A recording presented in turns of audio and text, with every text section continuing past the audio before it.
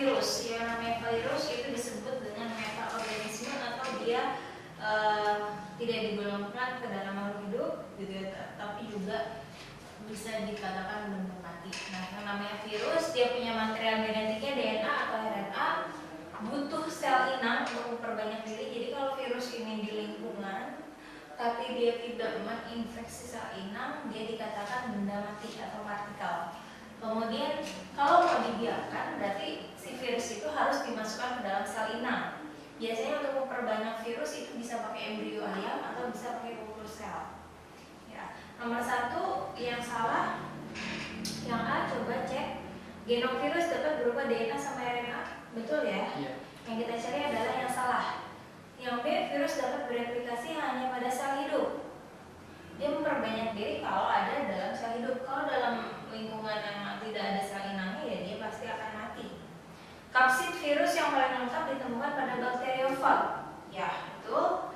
Nomor yang D, replikasi virus pemanfaatan enzim ribosom dan substrat dari inang.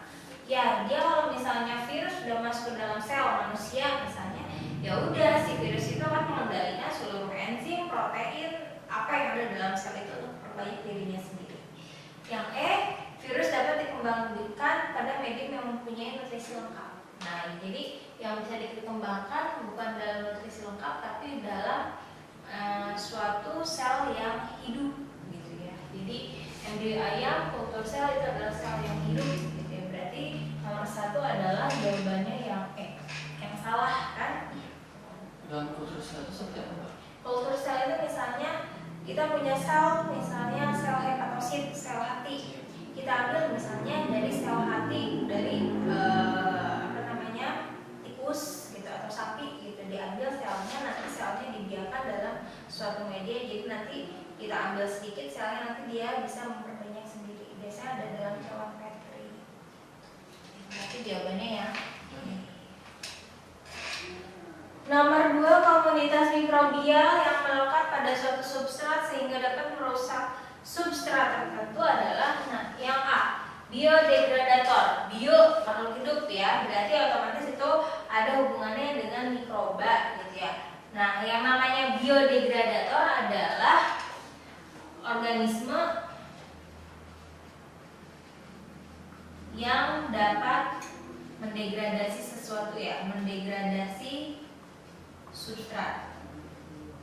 Misalnya apa? Misalnya adalah E. coli. Dia bisa mendegradasi ya sisa-sisa makanan menjadi massa feses ya. Yang B, bioaktivator. Bioaktivator adalah di sini organisme pengaktifasi. Ya. Organisme pengaktifasi misalnya salah satunya adalah untuk mengaktifasi misalnya proses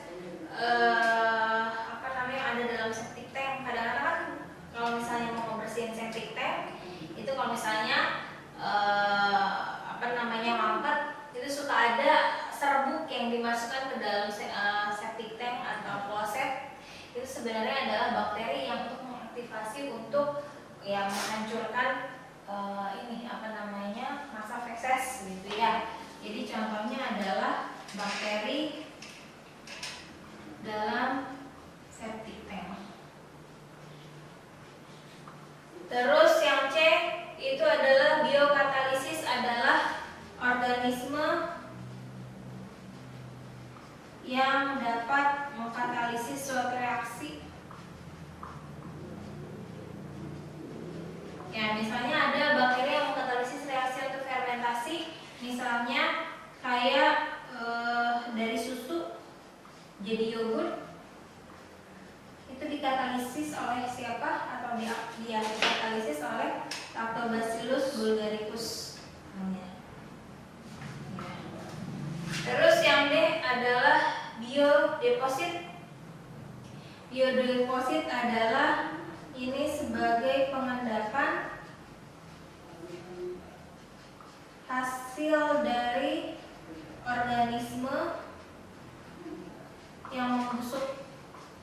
Contohnya fosil. Fosil itu disebut dengan biodeposit. Ya, jadi yang mengendap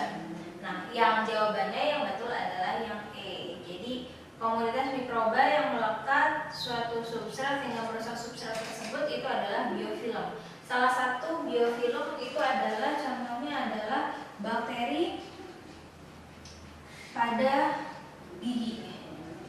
Nah, kalau misalnya tidak suka, kadang-kadang anak kecil giginya pada ini ya, giginya rusak. Ya, giginya rusak itu bisa saja disebabkan oleh yang terjadi karena bakteri pada gigi.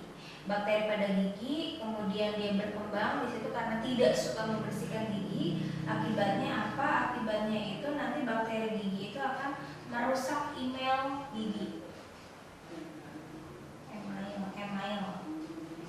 Email gigi, sehingga gigi itu rusak.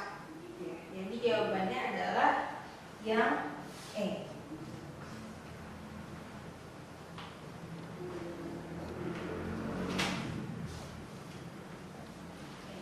Selanjutnya nomor 3. Bagian sistem pencernaan yang berperan dalam memecah polipeptida menjadi oligopeptida. Nah, di sini untuk sistem pencernaan, kalau protein diubah menjadi polipeptida, itu adanya di mana? Di dalam lambung. Kemudian nanti nyambung gitu dari polipeptida menjadi oligopeptida, itu adanya di usus 12 jari atau duodenum. Kemudian oligopeptida itu menjadi asam amino juga tetap di duodenum. Baru nanti asam amino ini akan diserap di dalam ileum. Ileum itu adalah usus penyerapan.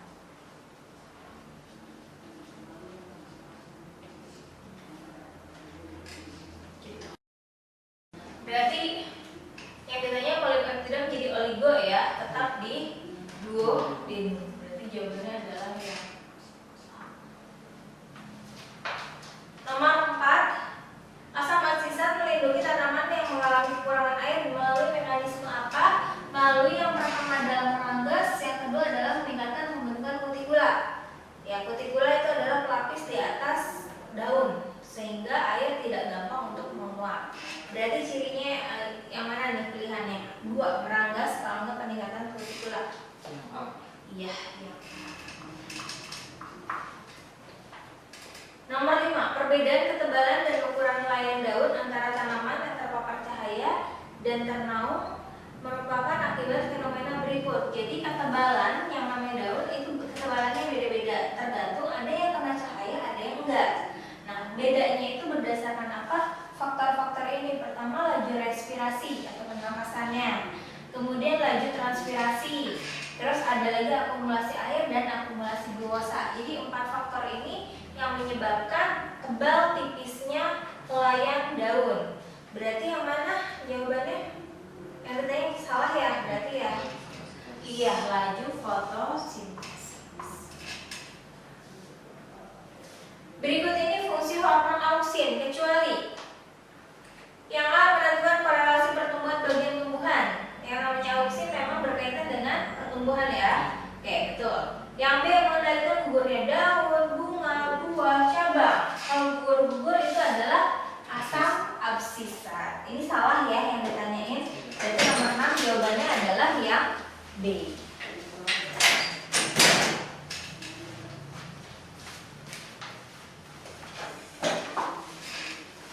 Nomor 7. Hasil studi komparatif perkembangan embrio berbagai jenis vertebrata menghasilkan kesimpulan berikut kecuali hasil komparatif perkembangan embrio. Berarti yang sama itu adalah dari zigot sampai gastrula. Itu sama. Perkembangan organ itu pasti nanti akan beda-beda. Ya walaupun sama-sama vertebrata. Berarti yang ditanya adalah menghasilkan sebagai berikut kecuali yang A, ada hubungan kekerabatan karena dicek sama, oh ternyata sama nih perkembangannya dari zigot sampai gastrula, berarti memang ada kekerabatan. A, betul. Yang B, persamaan proses perkembangan zigot. Ya, perkembangan zigot yang sama hanya zigot sampai gastrula saja, betul. Yang C, tidak ada perkembangan secara aseksual. Ya, yang namanya vertebrata memang nggak ada aseksual, pasti semua secara seksual ya. Yang D, persamaan perkembangan pada fase organogenesis. Tadi kata saya organogenesis itu beda-beda setiap vertebrata. Ya, karena nanti saja dari jantung aja berbeda-beda. Mamalia ruang jantungnya ada 4. Ya, ayam ya itu ada 4. Ikan ada 2. Gitu ya. Berarti yang ditanya apa sih? Kecuali berarti adalah nomor 7 yang delta. Nomor 8, CO2 akan dihembuskan keluar pernapasan dihasilkan dari apa? CO2 sama H2O itu dikeluarkan lewat ya sistem pernapasan. Tapi ngedapetin hasil CO2 sama H2O ini dari mana sih? Dari perombakan yang namanya karbohidrat. Karbohidrat akan menjadi ya prosesnya itu adalah proses katabolisme sehingga menghasilkan CO2 dan H2O baru nanti akan dikeluarkan lewat sistem pernapasan. Berarti adalah dari yang 8 adalah yang E. Nomor 9. Pernyataan berikut yang salah mengenai sukrosa. Sukrosa itu adalah disakarida yang kalau dipecah itu isinya adalah glukosa sama fruktosa. Dia larut air karena sukrosa salah satu contohnya itu adalah gula pasir. Itu adalah sukrosa. Ya. Dan dapat diuji dengan uji Benedict. Yang ditanya adalah yang salah dari sukrosa. Yang A betul atau salah?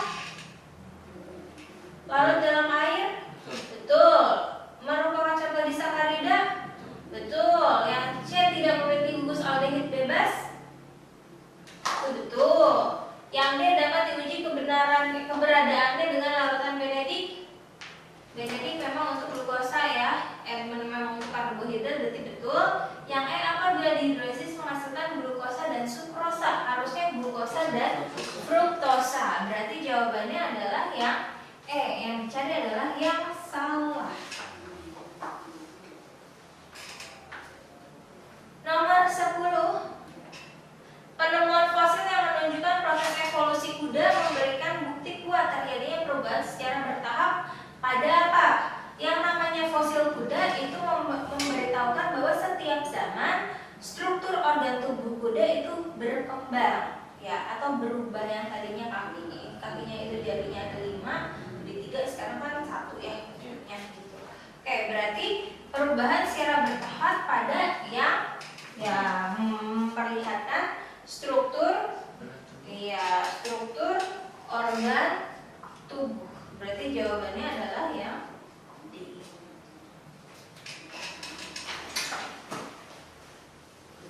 11. Tanaman halofit akan beradaptasi pada lingkungan dengan kadar garam tinggi. Ya, tumbuhan halofit misalnya itu adalah bakau. Ya, dia hidup pada garam tinggi. Adaptasinya dengan cara apa? Stomatanya tertutup.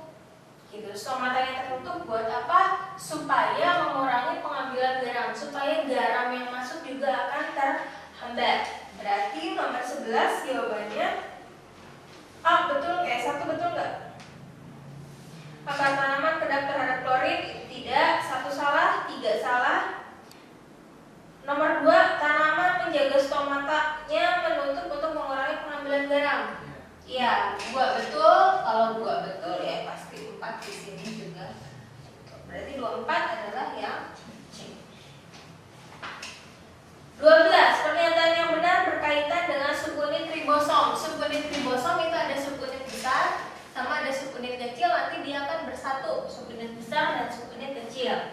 Nah, nomor 1, ribosom subunit besar dan kecil bergabung pada sitoplasma. Memang nanti akan menggabungnya ini adalah dalam sitoplasma. Berarti jawaban nomor 1 itu adalah betul. 1 betul, 3 betul. 4. Ribosom RNA digabung menjadi protein ribosom membentuk ribosom subunit besar dan kecil. Ribosom RNA itu nggak akan bergabung dengan subunit ribosom. Jadi dia ribosom RNA itu dia adalah protein tersendiri. Jadi nomor 4 itu salah. 2. Protein ribosom dibentuk pada sitoplasma dan ditransfer menuju nukleolus. Ya, ribosom, protein ribosom yang memang adanya dalam sitoplasma saja. Berarti hanya 1 dan 3 saja, berarti jawabannya adalah yang B.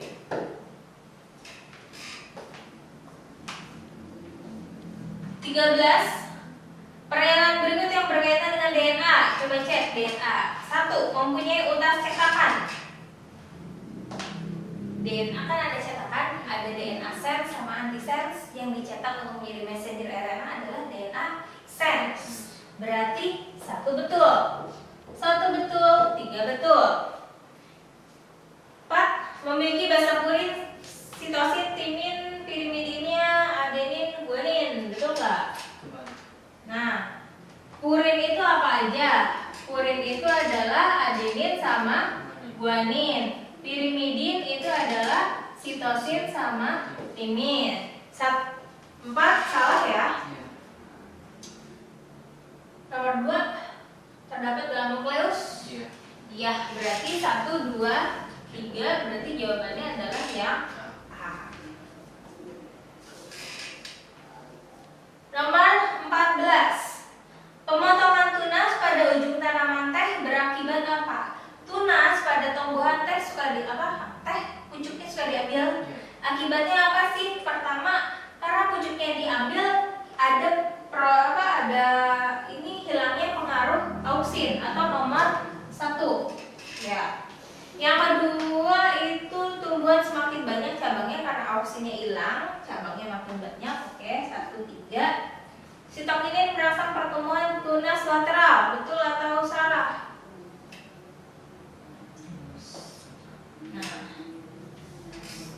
bukan sitokinin yang merangsang tunas lateral, tetap auksin juga. Ya, sitokinin itu kan dia berkaitan dengan pembesaran sel. Berarti 1, 3 dan 2 juga salah, hanya 1, 3. Berarti jawabannya adalah yang B. 15. Molekul 3-fosfogliserat hasil glikolisis dapat diubah menjadi asam aminoserin pada kompartemen sel. Apa? Fosfogliserat bisa diubah menjadi serin hanya di dalam sitoplasma saja. Karena sitoplasma adalah tempat reaksi kimia yang terjadi di dalam sel. Berarti 15 jawabannya yang delta.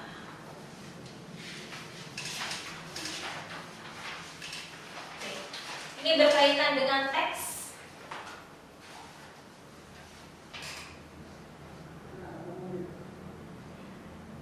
Nah, dari teksnya kita lanjut saja dibahas nomor 4. Beberapa proses alam dan buatan di bawah ini menghasilkan CO2 kecuali yang A.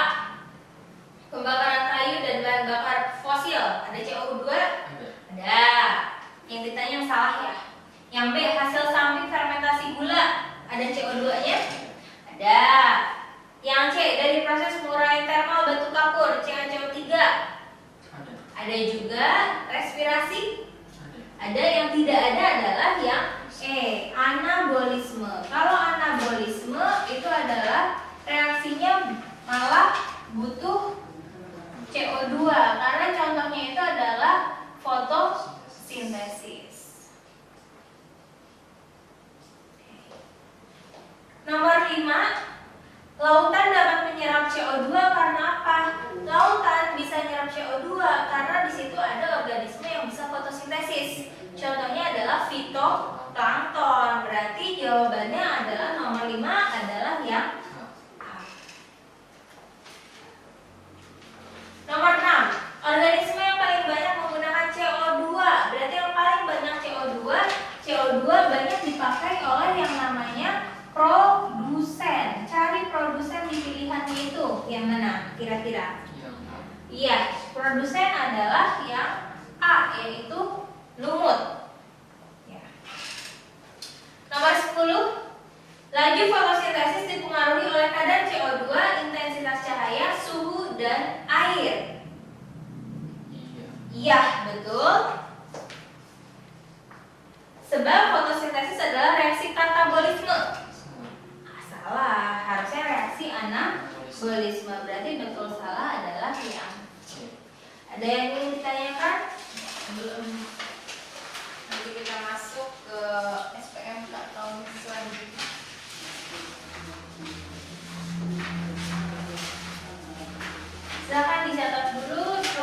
kalau sudah dicatat dikerjakan dulu SPMK yang Brawijaya yang tahun 2015.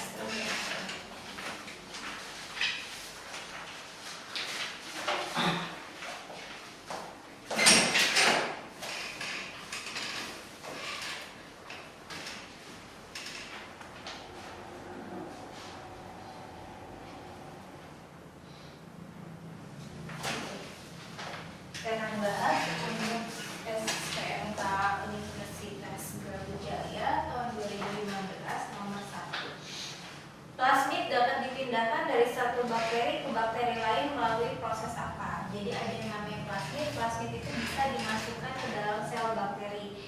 Nah, plasmid jika dimasukkan ke dalam sel bakteri, nama prosesnya itu adalah proses yang namanya transformasi. Jadi prosesnya disebut dengan transformasi. Nah, di sini nomor 1 berarti jawabannya yang B. Ya. Nomor 2, indera peraba dan pembau dari hewan gastropoda berupa apa? Nah, di sini gastropoda itu asal kata dari gastrum. Gastrum itu adalah perut. Poda itu adalah kaki, berarti dia punya kaki perut. Contohnya itu adalah siput. Nah, siput itu punya tentakel, ada tentakel panjang sama ada tentakel pendek. Nah, yang namanya tentakel panjang, dia terdapat bintik mata. Nah, bintik mata di sini fungsinya untuk apa? Untuk membedakan terang dan gelap. Ya, untuk membedakan terang sama gelap. Kemudian ada juga tentakel pendek. Tentakel pendek ini fungsinya sebagai apa? Sebagai indera peraba dan pembau. Berarti yang namanya indera peraba dan pembau dari hewan gastropoda berupa sepasang tentakel yang pendek. Berarti jawabannya nomor 2 adalah yang E. Nomor 3, yang berkaitan langsung dengan respirasi adalah respirasi itu hasilnya apa sih? Ada CO2, ada H2O. Kalau udah ada CO2 sama H2O harus digimanain? Harus dikeluarkan kan dari dalam tubuh. Kalau proses pengeluarannya itu adalah proses yang namanya ekskresi. Berarti jawabannya adalah 3 adalah yang C. Nomor 4, pembelahan reduksi pada tumbuhan terjadi pada apa? Yang namanya reduksi adalah pembelahan yang berkaitan dengan meiosis. Meiosis adanya di mana? Biasanya ada di alat kelamin. Berarti jawabannya yang mana? Adalah alat kelamin atau alat berkembang biak. Berarti jawabannya adalah yang E. Nomor 5, zat sisa metabolisme pada makhluk hidup tidak menimbulkan keracunan pada makhluk hidup tersebut. Sebab dalam tubuh makhluk hidup terdapat proses apa? Nah, zat sisa metabolisme dalam tubuh itu ada listnya, ada CO2, H2O, ada keringat, ada urin, sama cairan kedu. Dan semuanya itu harus dikeluarkan. Harus ada proses yang namanya ekskresi atau proses pengeluaran supaya tidak meracuni tubuh. Berarti nomor 5 jawabannya adalah yang B. Nomor 6, ini berkaitan dengan reproduksi seksual bakteri. Bakteri dapat melakukan pemindahan materi genetik ke sel bakteri lainnya tanpa melibatkan kontak sel. Sebab bakteri memiliki unsur genetik yang dapat dilepaskan ke lingkungannya. Yang namanya bakteri itu kan dia punya DNA. Nah, ada DNA bakteri satu sama ada DNA bakteri yang lain. Nah, untuk kalau misalnya untuk mempertukarkan materi genetik itu harus ada kontak antara bakteri satu dengan bakteri yang lain. Ini dengan yang namanya jembatan konjugasi. Jembatan konjugasi ini biasanya dari organel yang namanya pili. Nah, berarti di sini bakteri dapat melakukan pemindahan materi genetik ke sel bakteri lainnya tanpa melibatkan kontak sel. Harus ada kontak sel, artinya harus ada gandengannya dengan organel dengan yang namanya pili. Berarti ini adalah salah. Sebab bakteri memiliki unsur genetik yang dapat dilepaskan ke lingkungannya. Yang namanya bakteri memang punya material genetik, tapi nggak bisa dilepaskan ke lingkungan begitu aja. Paling kalau mau dilepaskan ya bukan dilepaskan dibuang gitu aja, tapi tukeran gitu ya, dipertukarkan. Berarti nomor 6 salah, berarti jawabannya adalah yang E. Nomor 7 berkaitan dengan herpes zoster. Herpes zoster itu adalah penyebab penyakit herpes. Jadi herpes ada herpes kulit sama ada herpes kelamin. Tapi dua-duanya itu kalau misalnya terkena virus tersebut tidak sembuh seutuhnya karena virus itu ada dalam keadaan istirahat atau dorman. Nanti suatu-waktu pada saat drop sistem kekebalan tubuh sedang rendah itu dia bisa muncul kembali. Nah, biasanya herpes zoster ini dia akan bersembunyi tapi pada sel saraf, karena herpes ini dia akan berkaitan dengan sel saraf, penyerang saraf soalnya. Nomor 7, seseorang yang pernah terinfeksi herpes zoster dan telah sembuh tidak pernah bebas dari penyakit tersebut. Ya, karena nanti dia akan istirahat itu virusnya. Sebab herpes zoster merupakan virus yang bersembunyi pada sel hepatosit dan sewaktu-waktu keluar jika pertahanan tubuh menurun. Dia akan bersembunyi pada sel saraf, bukan sel hepatosit atau sel hati ya. Berarti ini betul salah. Kalau betul salah adalah yang C. Terus nomor 8 ini berkaitan dengan asam nukleat virus. Nah, lagi-lagi saya review. Jadi asam nukleat virus bisa DNA, bisa RNA, dan dia sebagai penentu sifat virus patogen atau tidaknya, dan dia penyedia cetakan gen gitu ya.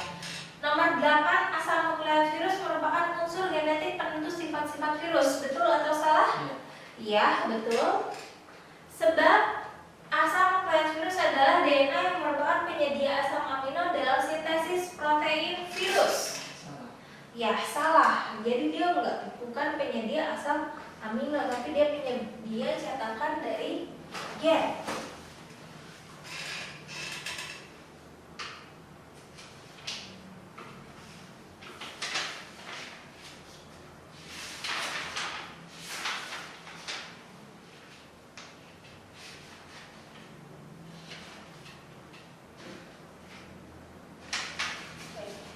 Selanjutnya nomor 9.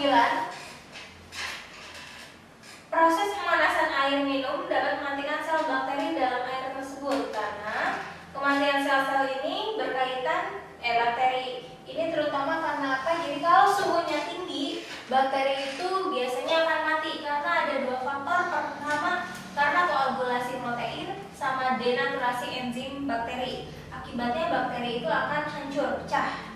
Nah, berarti ini pilihannya yang mana? Hanya 1, 3 saja. Berarti jawabannya adalah yang B.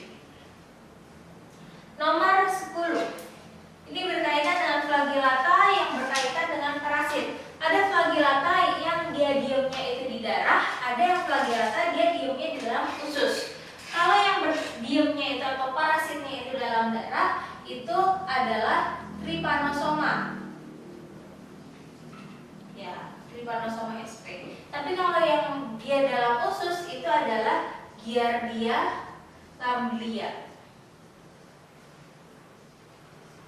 Nah, di sini pilihannya mana? Flagellata yang hidup sebagai parasit pada darah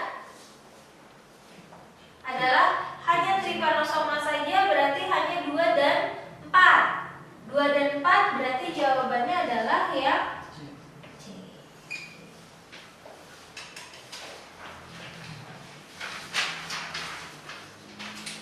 Selanjutnya nomor 31.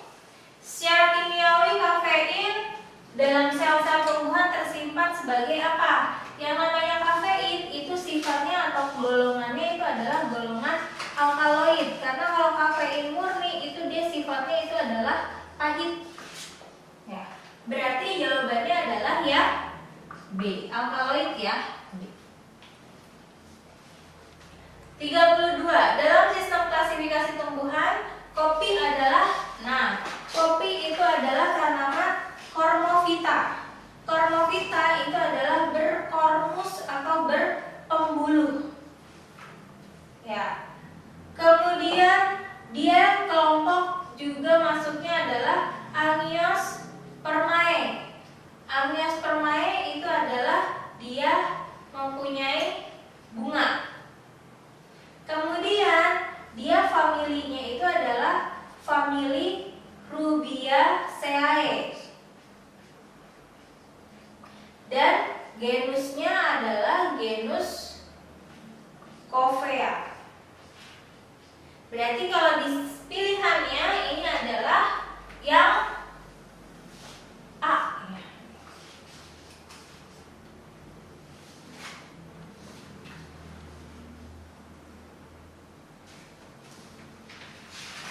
Oke. Nomor 33. Menurut teks di atas, kopi dapat mempengaruhi sistem fisiologi manusia, terutama pada sistem apa? Di sini kalau di dalam kalimatnya kalimat pertama, seperti yang diketahui selama ini bahwa kopi terutama kafeinnya bersifat diuretik. Ya, diuretik. Berarti dia diuretik itu dia merangsang pengeluaran urin.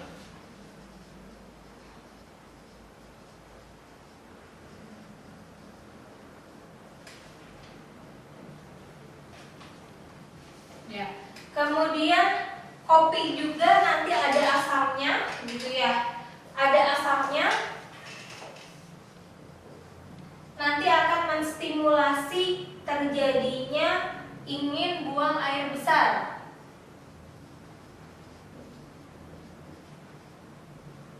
Ya, berarti kalau seperti itu kan berkaitan dengan sistem pencernaan.